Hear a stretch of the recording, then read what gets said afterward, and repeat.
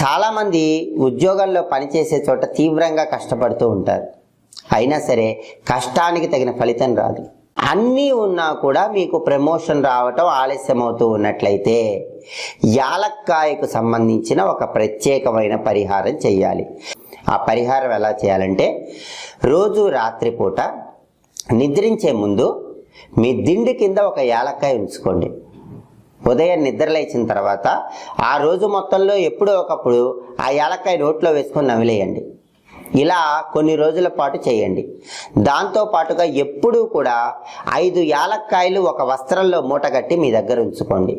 రోజు రాత్రిపూట దిండు కింద ఒక యాలక్కాయ ఉంచి ఉదయం నిద్ర లేచిన తర్వాత ఆ యాలక్కాయ ఏదో ఒక సమయంలో తినేయండి.